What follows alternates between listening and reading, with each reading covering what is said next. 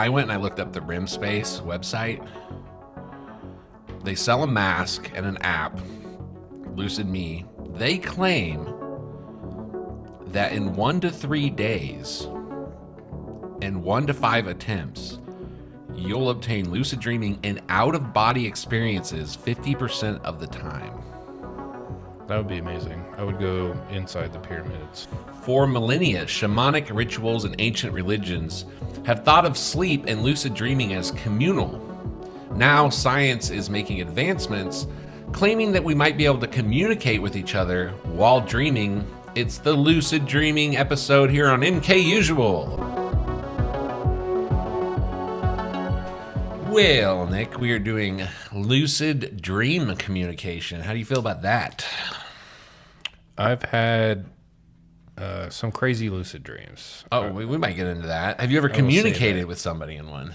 Not intentionally, but now that I know more about what's happening during a lucid dream, I feel like people in the dreams were giving me some type of information. They were showing me something, is how I feel. I feel that way too. So I didn't go try to talk to someone and succeed, but being lucid in a dream and having any kind of communication has had it's taken on a different meaning the more I understand it. Word. Well, ancient civilizations like the Egyptians and Greeks believed that dreams were portals to communicate with gods or receive guidance. Temples known as sleep temples were dedicated to dream incubation practices, or putting ideas in people's minds during dreams. Dude, I want to go to a sleep temple. Why can't that be my religion? A little tiger snooze. Just get a little snooze. Indigenous cultures and tribes view dreams as a communal experience. Now, I find this interesting, and we'll get into this later, where messages from the spirit realm or ancestors were shared for the tribe's benefit. You ever seen a dead person in your dreams? Like someone who was previously Passed alive. away. Yeah. Not like no, not like the a people who've corpse. always been dead. Yeah. Did I ever dream about corpses? No, not really. I've had a few dead people dreams. It's actually quite common when you have a dead relative. When you have a relative die. Yeah, actually, my grandma passed away a couple years ago, and she was in one of my dreams. Right. I've had, but didn't dream about her before. It felt significant, just kind of like she was checking in to just say, "Hey, it's okay. Everything's okay." Ooh, see, that's the common thing too. Yeah, it's very rarely that you're just sitting by a river brook or something. I had one with my grandpa where I was in a waiting room waiting to see him, which is highly odd. Okay. But the purpose of the appointment was for him to let me know he was okay. Oh, he was okay. I see. But for some reason, I had to wait in this dentist type waiting room with a receptionist. You were reading Highlights magazine. Dude, it literally was doing like the that. little woodblock toy. It literally was like that. And it was one of those dreams that feels more real than real. Do you have a lollipop? Yes. I'm just sitting there. I remember it plain as day. I remember the carpet.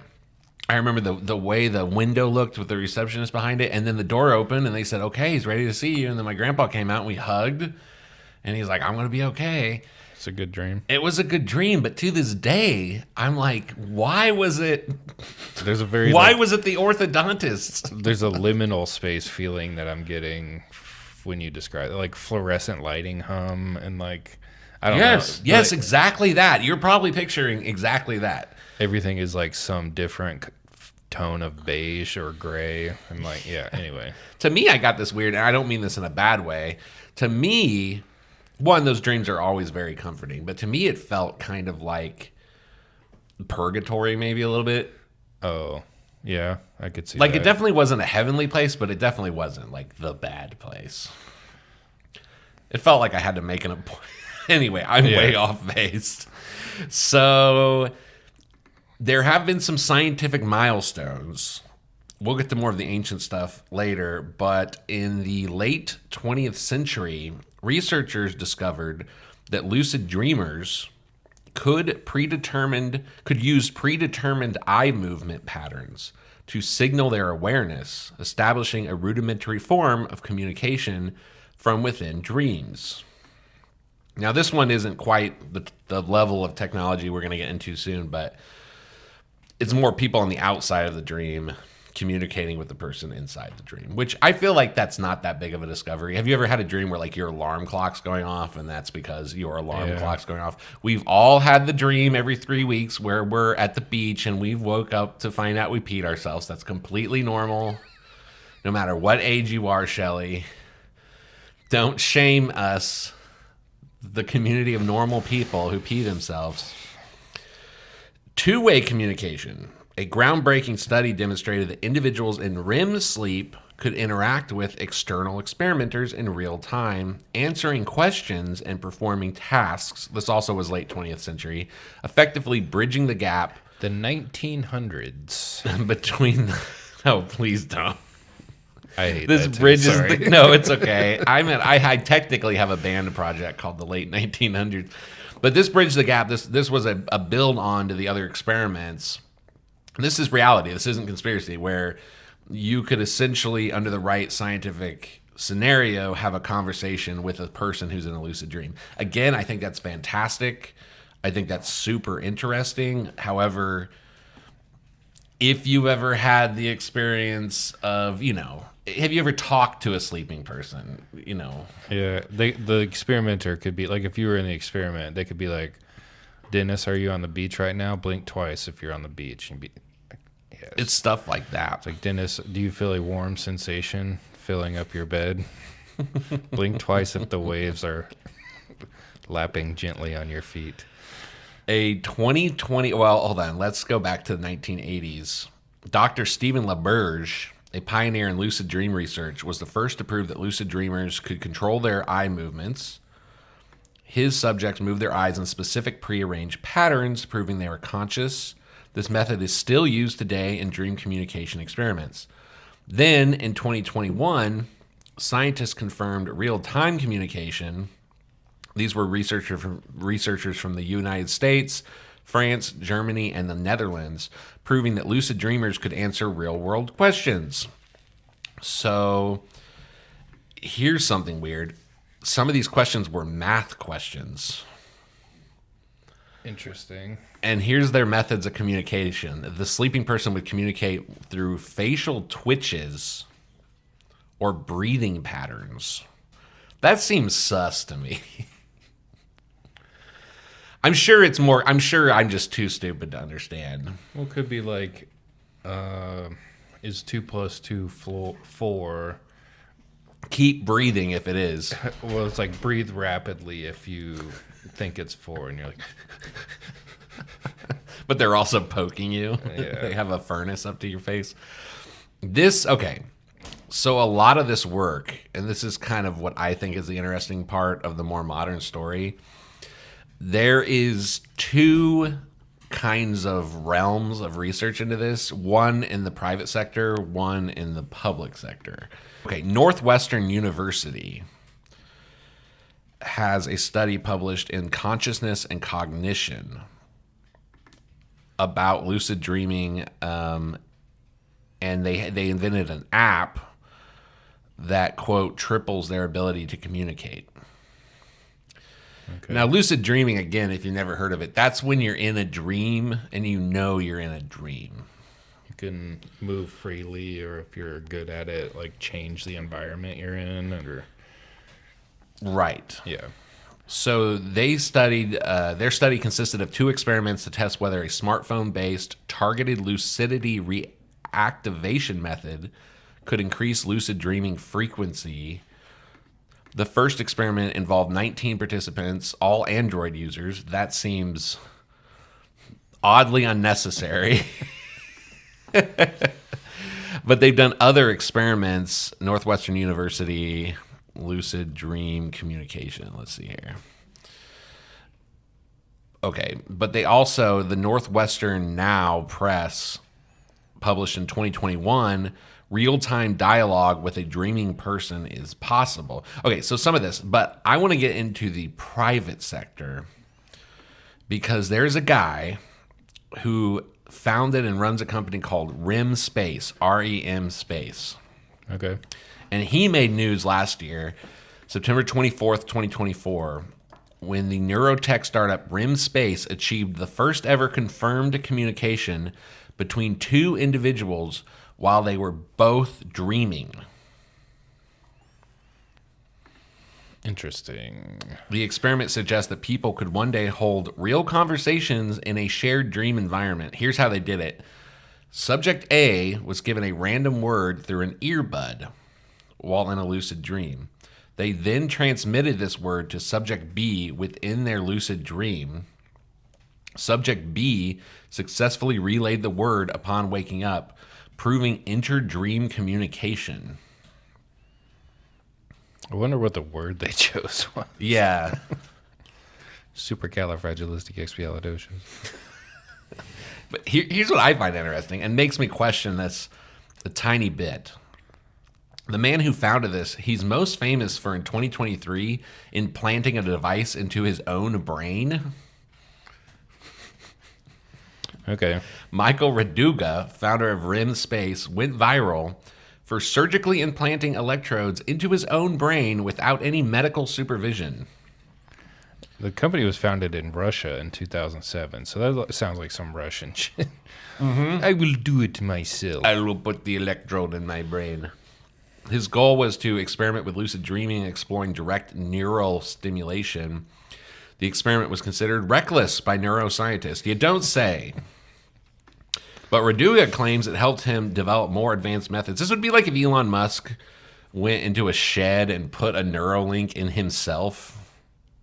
REM Space's lucid dreaming experiment, which claimed to achieve two-way communication between dreamers, involved inducing lucid dreams in participants and using REMio language, where a server detected lucid dreams and transmitted a random word to the first participant, who then allegedly repeated it in their dream, with the server storing and later transmitting the word to the second participant. So it's not quite what he wants you to think. Yeah, because it sounds like when you first read his claim that it's like me and you are on a beach on Mars and I'm like, Violet. Mm-hmm. And then you wake up and you're like, Violet. And I'm like, Eureka. He got the word in the dream. So there's a computer that's communicating them both. Like, well, the computer gives him the word and then gives the second person the word. Yeah. Wait, where does the first word come from? The computer. Okay, yeah. So computer, that's what I'm saying. Yes, yeah, the computer creates a random word. So the computer just sent the word to both people. Yeah, well, his claim is that the computer doesn't send the word to the second person until the first person says it inside of the dream. Yeah. See, this is where it gets, man. This is why, and this is the guy who put the microbe in his own head. So I'm somewhat skeptical, but I do think there's obviously something to it. Otherwise, all these people from all these different universities and nations and stuff wouldn't be so interested in this. Right. By the way, if you've had a cool lucid dream experience, drop it below. Yeah. All of mine are ones of like significance where like I know I'm being told something or meeting someone. I've never had the cool experience where I like wake up in the dream and I start flying or whatever. Yeah. Usually when I realize I'm in a dream, it's a nightmare and I'm like, get me out, wake up. I never have cool lucid dreams. Apparently he created, there's a social media platform called Lucid Me. You can go on there and connect with other people, talk about sleep paralysis, lucid dreams, nightmares. You can go tell your people. Let's go talk about nightmares. Yeah. I worry. You know, there's people on there sliding into other people's DMs. Yeah, when are we going to do the scientific experiment where somebody slides into someone's lucid dream in a sexual manner? I worry that this technology, if it ever reaches fruition, it's just going to be, you know how nobody used to work from home or have to work after hours until smartphones became a thing? Right.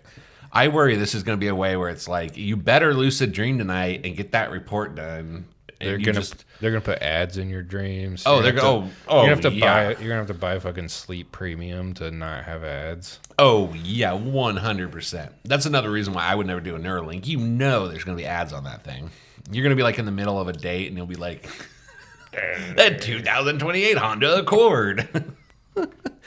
Dude, that would not being able to sleep or being too lucid or being able to work or have to communicate with people. If somebody calls you in a dream. Imagine if you can just call somebody at 3 a.m. and communicate with them while they're in their dream. Like that to me sounds like hell because I don't think we fully understand like what sleep is or why it's important. Occult parallels to mystical dream communication. Start in the 1st century dream messages in ancient Rome. Roman scholars recorded instances where people claimed to receive warnings and messages from God or deceased loved ones in dreams. Emperor Augustus allegedly made military decisions based on his dreams. In ancient Greece, dream oracles and dream temples dedicated to the god. This has to be made up. Temples dedicated to the god Asclepius. Is this whole thing a bit? Is this a bit? We're designed for dream incubation. Hold on a minute. I gotta triple check that Asclepius is oh my god, he's real. Asclepius. You did this whole episode to do your Asclepius bit.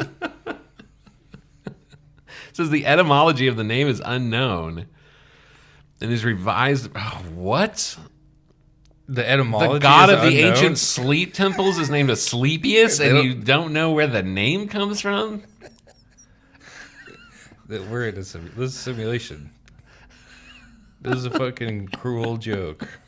We're all. It could be pronounced Asclepius. No, it's Asclepius. It's Asclepius. He's the sleepiest little god. So the temples dedicated to him were dream incubation centers. Visitors would sleep in these temples in hopes of receiving prophetic visions or healing instructions from the gods. And then in shamanic traditions, they're the ones who believed in the dreaming being a communal practice. Many indigenous cultures believed in mutual dreaming, where shamans and tribespeople intentionally enter the same dream space to communicate. Some shamans claim to enter another person's dreams to deliver messages or heal them spiritually. Well, you could have just told me when I woke up. Okay, one of my favorite movies is Waking Life. And the whole movie like deals with this. Guy like gets a ride from a stranger, looks down on the ground, there's a piece of paper, he picks it up and then he gets hit by a car and then he wakes up, and that was a dream. But when he wakes up, he's in another dream. He like becomes lucid in a dream but can't get out of it. So he keeps like, and it's just, I don't know. Ooh. Kind of terrifying, but then he like goes through all these like conversations, and he does like kind of grow in his dream. And when he like becomes fully lucid that he's in a dream, he just lets go and he just like floats up. Dang, see, that's the dream I want to have. Yeah. I looked up the study that was the Netherlands, France, Germany, USA. They all did math problems. Well, actually, this is kind of funny. Netherlands, USA, and Germany did math problems. France did light discrimination and sound discrimination and counting tactily. The Germans did math problems in Morse code using eye movements. That's the most German thing. Yeah. Yeah, that seems like the best way to do it, though, because you could literally talk. Yeah. You could literally say a word. I just don't know what the purpose of this would be. I don't know what the legitimate, non-invasive, because sleep is so important. You know, they say don't wake somebody who's sleepwalking, don't wake a sleeping dog, all that stuff. Yeah. Sleep is just so important for your health. I can't think of a legitimate reason why. Like a healthy reason. A healthy reason why you'd want to talk to somebody in their dream. When you could just wake them up if it's an emergency, or you can wait till they're awake. Because this would have to disturb your sleep in some way. It's like, oh, I gotta tell my Aunt Beth something. Let me take a nap real quick. I hope she's asleep too. So like a specter doesn't haunt her daytime, where I show up in her mind and like. Okay, well, I just wanted to tell you we're having dinner on Thursday anyway. it could be used for play. Say you're like in a long distance relationship, Okay. or let's say you and a bro want to like go play World War II together in a dream. That could be cool. But Oh, that's not what that's any of this interesting. describes. That's kind. Well, you could. Okay, that made me think of like the loading, the loading program in the Matrix where he like learns kung fu. Yes. And, like you could go and like learn skills in theory. That's what. See, You that's could, like, very cool. have infinite time to practice something. You could go learn French from someone in your dream, or See, that's what I worry. That kind of worries me though, because that sounds like work. Well, I mean, it like doubles your. Because if your body is rested, that's part of it. And not your whole sleep cycle isn't REM sleep. It's like that's true. a small portion of it. But within that, say it happens for 10 minutes every 90 minutes or whatever it is, you could get an infinite amount of shit done in theory. Because that 10 minutes doesn't have a Right. like a liminal constraint. It's like time doesn't exist in the same way in your dream. Right. But we I don't don't know. really. But we don't know why we have the dreams we have, or what their purpose is. So to try to override the natural process to me in any way, and if you, I mean, these people, they did studies, but they're not doing it every night. I would just worry about the long-term effects of not just letting your brain do whatever it's doing. I don't know if it's defragging. Maybe it's worthless. Maybe dreams are worthless, and we could totally use that time to learn French or karate, or hang out with our loved ones. Maybe sleep is a curse. I don't know, but I would worry until we fully understand what's going on and why it's important. Because otherwise, people are going to use this as like a drug. Yeah. Well, everything in moderation. To lucid dreaming. My big takeaway is Asclepius. His full name is Asclepius Snoozes. My other takeaway is that they're making big claims here, but a computer doing math in your dream is kind of cool. Yeah. Well, even just like the blinking, or like you like look up or something and that's yes, and you look down, that's no. Like even just like well, this made me think about a couple things. For a while I was using like, I'd go on YouTube and I'd find like binaural tone, and it's just like a chord that plays for 8 hours. But then I woke up one night and there was a ad playing in the middle of it. So I'm like, dang, have I just been like brainwashing myself with insurance ads and like I don't know. So I stopped doing it. I just like, I'm gonna have to buy like a CD or something. Yeah, or get But then YouTube I won't, Premium. Then I won't ever know if there's no subliminal messages. I'll have to like listen to 8 hours of this awake. You'll just have to take a drive. You'll have to take an 8-hour drive. Yeah. I don't know. The other thing is like, it made me think of like my lucid dreams. The first one I remember having was when I was a kid. I was outside of the house we lived in at the time. It was like a dead end road, so we would always kind of play in the street and like the yards that were around the dead end, like the neighbors. We'd like ride bikes and stuff, whatever. And I was in my dream. I was outside at the end of the road, and I just had the realization, like I can go up. Uh-oh. And I didn't fly, but it's like I walked up an invisible staircase, and then I got up there, and someone else was with me in the dream, like some kid in my class, and they acknowledged like, "Oh, what are you doing up there? Like that's cool." And then I was just like, "Well, I don't know how to get down," because I like became like I was like, "Oh, I'm up here if I there's something. If I lose my happy thoughts, like the Peter Pan thing, I won't be Yeah. able to fly. So like, I just like made myself wake up. But like, I'll never forget the sensation of like the person getting smaller and like looking on the top of my house, and I don't know. That's the first time I remember it happening. I envy you. I went and I looked up the Rim Space website.